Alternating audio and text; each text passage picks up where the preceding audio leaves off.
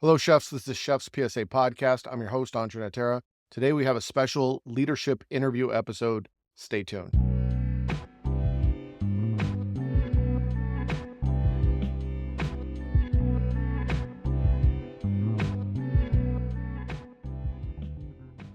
So before we begin, if you want to support the show, you know what to do. If you're watching on YouTube, hit the subscribe button, like, share. If you listen on Spotify, make sure you leave 5 stars, subscribe, tell everyone, tell your friends. Go to chefspsa.com. You get all the books, all the merch.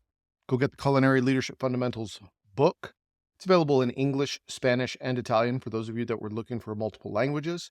Go support by getting yourself some Chef's PSA merch at chefspsa.com. Go there now. So this episode in particular, I'm going to give you a little backstory for context. A few weeks ago, I was at South by Southwest, and I got to listen to a panel of chefs hosted by Emmanuel LaRoche, who hosts Flavors Unknown podcast. Now, Emmanuel and I are good friends. I've known him for a very long time. I've been on his podcast, I think 5 or 6 times as a guest. I have 2 solo episodes with him, and I believe 4 episodes with a group of chefs. And today's episode is an interview he did with me regarding leadership. Now, the reason I wanted to play this today, and I wanted you all to listen to it, is because it's a very interesting conversation. Now, for context, this interview was supposed to take place at South by Southwest, but then COVID hit. So South by Southwest was canceled. And this is before we started talking about anything COVID. I was still a very active chef at this time, sitting on top of the world and really pushing for culinary excellence. I hadn't retired yet. I hadn't even thought about Chef's PSA. What I find so interesting about this interview, which was designed to be a panel discussion for chief marketing officers at South by Southwest and what they could learn about leadership from a chef's perspective. There's a lot of really good insight in here. Emmanuel is a great interviewer. He has really good questions. He likes to probe. He pushed me a little bit at times. There's some foreshadowing in there because at one point he asks me, what am I going to do next? And I jokingly say, I'm going to start a podcast. It was very interesting for me to listen to this because I see how my speaking style has evolved from the podcast. Now that I have practice speaking in front of the camera, it was interesting to see how my thoughts have evolved. And it was also very interesting for me to see how direct I was. I was still very much in hardcore chef mode, living it every single day. And it has just a very different feel from the normal Chef's PSA podcast. And that's why I really wanted to share this interview with you. The interview starts about 2 minutes into the podcast after he's done the intro. I figure you all know me by now, no sense in going over that again. And it gets right into the questions. I'm going to give you about half of the episode, and I would encourage you, if you enjoy the conversation, go listen to the full episode. I'm going to link it in the show notes so that way you could listen to the episode on Spotify. Without further ado, here's my leadership interview on Flavors Unknown. Do you mind say a few words about your career and that led you to the current responsibility you have at the Fairmont? I've been cooking for, I keep saying 25 years, but now I think I would say it's over 25 years. And I've been an executive chef in many different aspects of food and beverage organizations. So everything from hotels to resorts. Worked in California, I've worked in Colorado. I've been a task force opening chef. I've worked in small restaurants. I've been a restaurant partner with the restaurant group and opened restaurants. And I've been a regional chef and a corporate chef for other organizations. Most recently, I was in Dallas, I think probably with the Fairmont in Dallas. I left that organization. I opened up a couple of restaurants in Dallas. And I'm sure most people know when you open restaurants, sometimes you close restaurants. That closure led me to Austin, Texas. And then my most recent position for the last 3 years, I've been the executive chef running the culinary program for the Fairmont Austin, which is the largest luxury hotel in Texas, where we have many kitchens, a diverse restaurant portfolio, everything from fine dining to casual dining, and a couple of bars, restaurants, group service, and everything. So, as you said, it's kind of quite a large structure that you have and that you oversee, at the Fairmont in Austin. So how many people is part of your entire team? People that I manage directly or indirectly, just kind of under my umbrella is about 150 people. 150 people. Mm-hmm. So if I see you in the hallways of the Fairmont and ask you, how are you today, chef? What will be your answer? Not just my answer, but everyone that works in the kitchens with me. We always say awake and ready. And that is, So can you explain to us what's behind it? yeah, absolutely. So the idea behind Awake and Ready was when we're in the middle of action, when we're in the middle of service, what we want to convey to the person that's asking is that I'm present, I'm focused, I'm awake, and I'm ready for whatever's coming at us today. So whether that's I'm prepared for service, I'm prepared to wash dishes, I'm prepared to serve guests, whatever the case may be, we know that it's a confident answer, that I'm fully present, whatever's going on, whether it be outside distractions, those are the volumes turned down on those, and I'm fully here in the moment. We say awake and ready. And that's not to say that it's not important what's going on outside of work, because obviously that is important. You know, we clearly care about our teams and our employees and what's going on, but I think those conversations need to be held in a different location. So a good example I like to give is if you're in the middle of service and you're a chef and you have a rail of tickets and everything's coming at you and you ask someone, how you doing? And they say awake and ready, you're fully confident that they're on their station ready to produce food. But if you say, how are you? And they say, well, you know, I'm having a bad day today. I got a flat tire. You know, as a chef, you start to panic a little bit like, wait a minute, are you focused on what's going on right now? So the idea of awake and ready, it's just that, is that we're here, we're focused, and we have a job.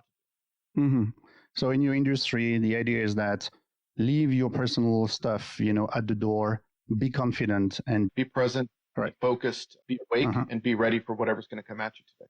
If I could expand upon that a little bit, not only does it instill confidence in the person that hears it, it starts to instill confidence in yourself. So it starts to bring a certain sense of discipline and consistency to the rest of the team, so that everyone knows when, you know, that we all have a common purpose and we're all on a united front. Everyone is awake and ready. So you have confidence in the rest of the team, right? We're all on the same page. So it does give everyone a common purpose. So you are talking about discipline and consistency. So when it comes to leadership in the kitchen, it starts with those two elements. But first, we have to be clear that when we say discipline, we are not talking about like the fear here. Like hopefully, you know, this is something from the past, you know, from the old kitchens. And consistency, because it relates to building trust with your customer, creating a reputation, and a direct impact, you know, and has a direct impact on the bottom line. So can you explain what discipline and consistency means to you and why it is so important in your industry? So I would say when we talk about discipline, that we're talking about the discipline to do something consistently, and it's the right thing to do. So it's like a good example, you have to work out in the morning. That's not punishment, but it does require discipline to wake up early in the morning and go for your morning run or whatever it is that you do. To stay on a healthy diet. This is something good for you, but it requires discipline to stay on that healthy diet. So when we talk about discipline in the workplace, it's the discipline to do the right things that are good for you, that are good for the customer, that are good for the rest of your team. That's the discipline that we're looking for. When it comes to consistency, the reason we implement a lot of standards and consistency is I think, first of all, people want structure and they want parameters. They want to understand the rules of the game so they could be better players. And that's where the real creativity comes in. So when you think about, if you understand the rules, you could work within them and find creative solutions within the rules. And you don't have to think about all the variables if there were no rules, right? If that sort of makes sense. So when we talk about consistency, it's defining those rules. So you would say that for you, that everyone wants to be led. Everyone needs leadership, correct? Yeah, I would say everyone needs leadership. Everyone needs parameters, but I wouldn't say necessarily that everyone wants to be led. What I would say is that some people need to be leaders and some people need to be led, but everyone needs a clear set of rules to play the game, if that makes sense. So people love challenges. How do you motivate your team and offer them opportunities, set goals, and give them a sense of purpose? So creating challenges for people is probably one of the most difficult things that you could do. So you have to think of it like this, is how do you strive for perfection or excellence in something that you're doing? So those challenges come from the leadership team to provide, but it also comes from the individuals. What we need to do is educate them on what are appropriate challenges for their specific discipline and what they're working on. So for example, if I was looking at someone with knife skills, if I just walk up to someone and say, hey, great job on dicing that onion, and don't give them any feedback where they could get better, it might not mean as much. However, if they've gone weeks and weeks and you consistently work with them and say, okay, you could do this a little bit better. Let me give you a little tip here and there.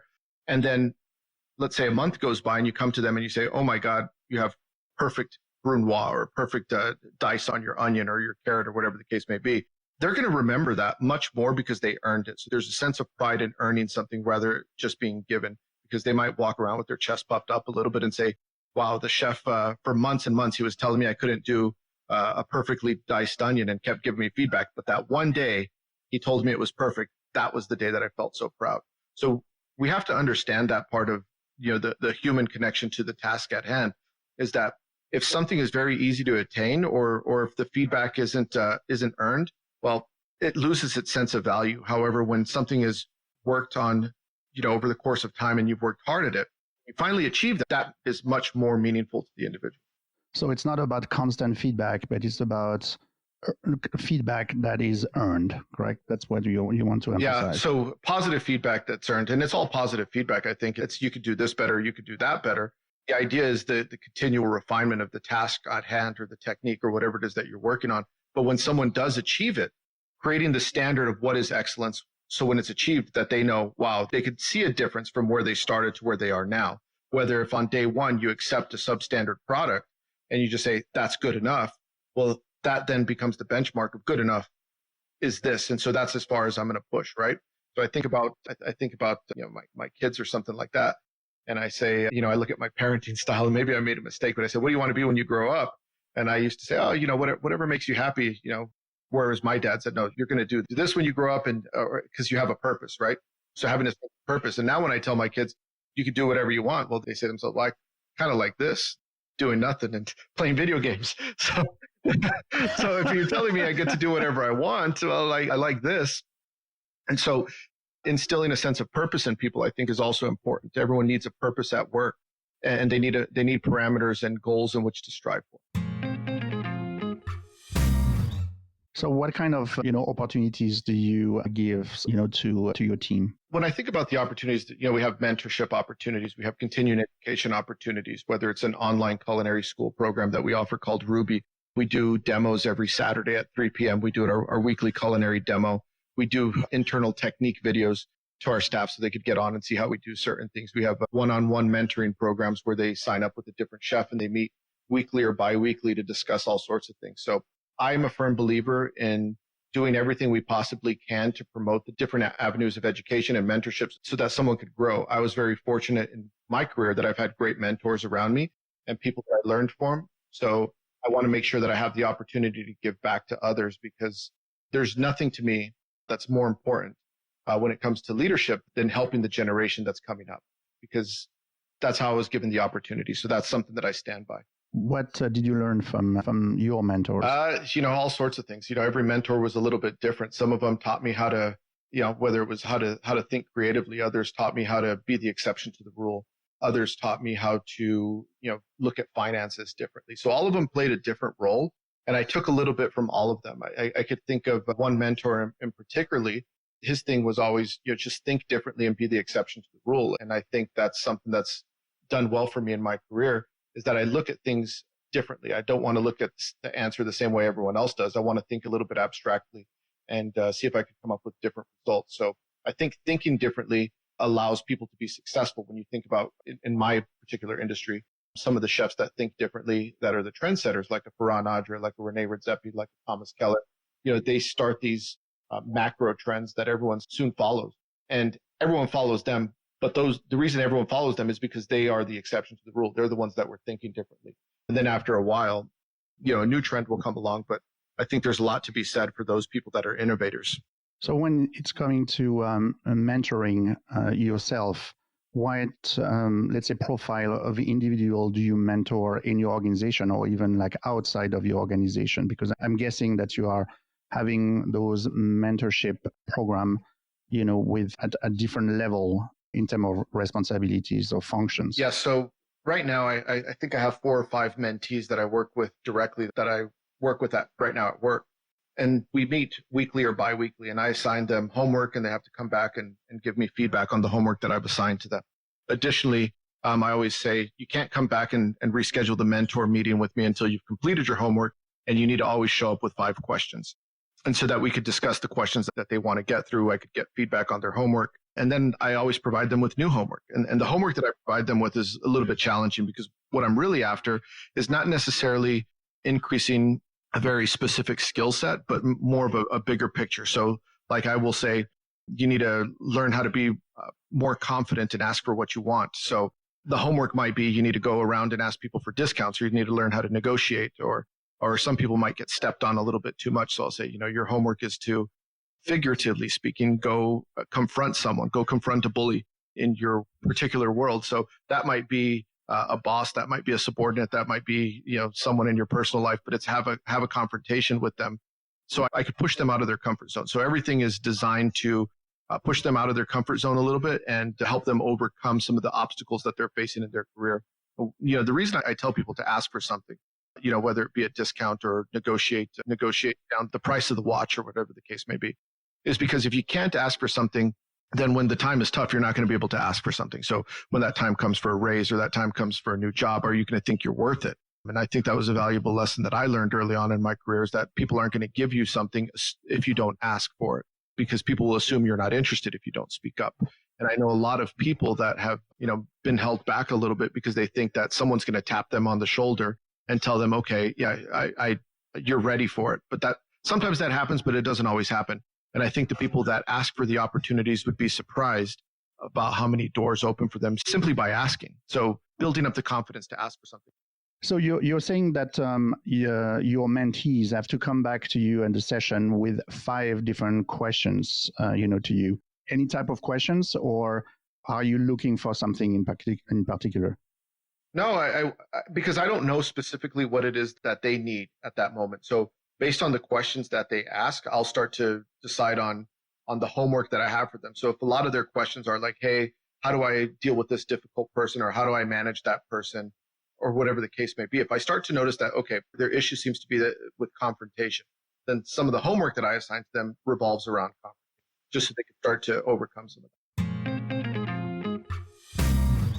And outside of the Fairmont, you are part as well of another organization, which is a mentoring, organization for chefs. Yes. So the organization is Mentor BKB, and it was founded by Jerome Bocuse, Thomas Keller, and Daniel Boulud. And what this organization does is it finds, it recruits, and it funds a competitor for the Bocuse d'Or. But it's grown much larger than that. There's a young chef competition, which really identifies young and up-and-coming talent, and it gives them the platform to compete. There's a Commis competition, which does a similar thing. There's grant and scholarship opportunities that are put out by Mentor, where if you apply for this Mentor grant, you have the opportunity to go and work in a kitchen of your choice, a world-class kitchen around the world. So, for example, if you want to go work at Noma, you get a paid sabbatical to go over there and spend some time in that kitchen, assuming that they're willing to accept you. So it's a great organization that really helps promote young and up-and-coming chefs, as well as support someone to compete and represent the country of the United States in the Bocuse d'Or competition. And what is your role in the organization? So my role is I'm on the Culinary Council. So sometimes my role is wherever they tell me they need me. So whether that's judging for an event, or sometimes being involved in a fundraiser, or helping select sponsors, or whatever the case may be, providing hotel rooms where possible. So all sorts of things. I've done 4 or 5 mentor dinners. I've been a judge at the USA Bocuse d'Or finals in Las Vegas. I got to carry the platter one year, where I was very nervous because I'm thinking, geez, I have to carry the platter in front of all these chefs, and the chefs put all his blood, sweat, and tears into something. And what if I trip over a cord and I spill the platter? That was maybe one of the more nerve-wracking moments that I had. But so all sorts of things that I do with the Mentor BKB. But in addition to that, I also encourage my own team to apply for the scholarship grants, because I know if they get selected, it's a life-changing opportunity for them to go work in a 3 Michelin star kitchen or a restaurant that's on the world's 50 best list.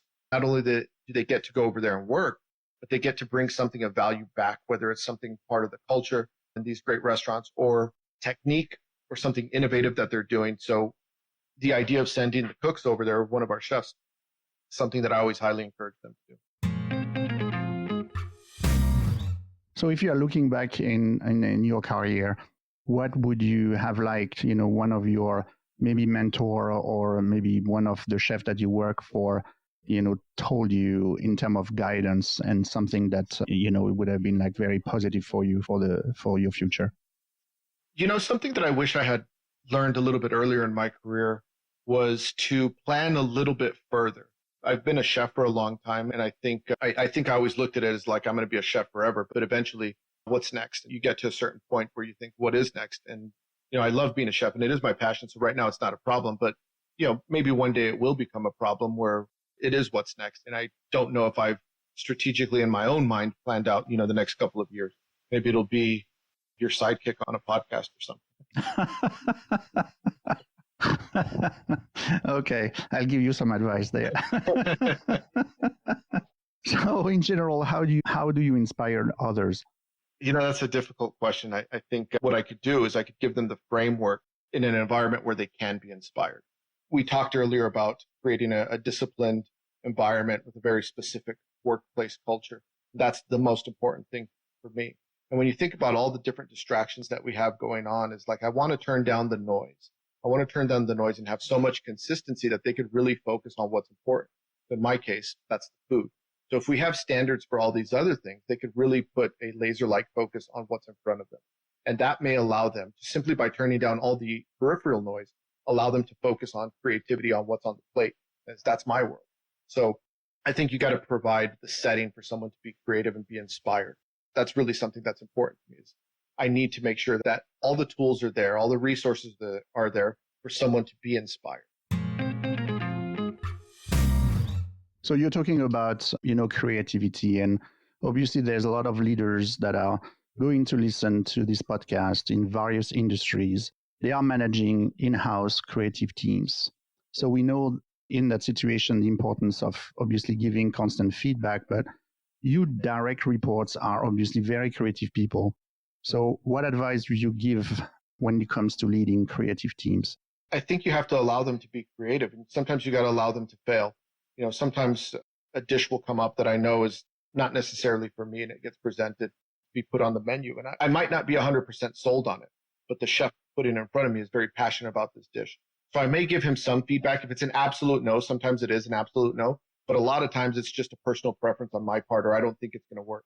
But I need to allow them the opportunities to still try it and either prove me wrong, where, it gives me an opportunity to learn from them, or allow them to understand why it wasn't a good decision. So it's about allowing a certain amount of failure in a young up and coming chefs or industry people, just so that they have the opportunity to learn from their mistakes, because learning from mistakes sometimes is the best education. And sometimes you say it's an absolute no.